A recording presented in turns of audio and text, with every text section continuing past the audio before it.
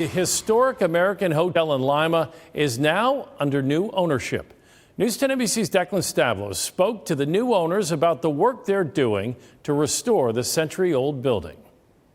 Right now, the hotel is closed for restoration, but its new owners, Brendan Flansburgh and his wife, Beth McCabe, say they want to preserve the building's history. It stood for over 100 years. Right now, they're going through dozens of artifacts inside. They say it's like a time capsule.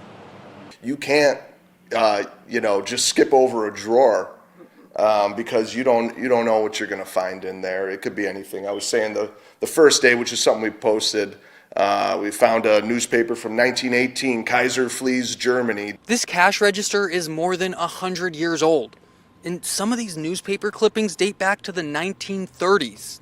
Just everything you could imagine in a space this old. And so, for us, I know I've said it before, but it really is an honor because we've now been given all of these treasures to sort of carefully catalog. We would love to display them for the public. Carl Anderson says he's lived in Lima for decades. He's glad Brendan and Beth are honoring the hotel's past.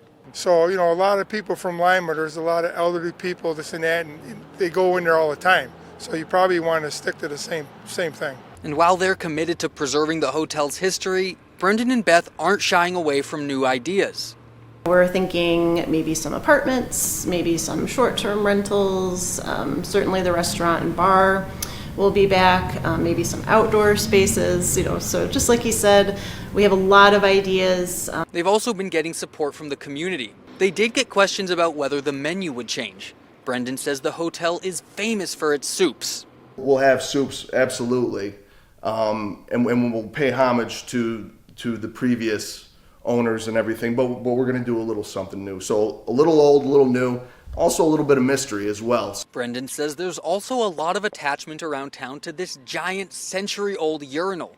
It was being worked on while I was there, so this photo came from the hotel's Facebook, but Brendan says it's not going anywhere. It's pretty legendary around here, around the area. As a kid, like I said before, coming up, you're looking up at this urinal, and it makes quite the impact. You don't forget that. Brendan says he's been coming to the hotel since he was a little kid. He and Beth are hoping to get it back open sometime later this year. In Lima, Declan Stavlos, News 10 NBC. A lot of history there. The hotel had belonged to the Reynolds family for more than 100 years.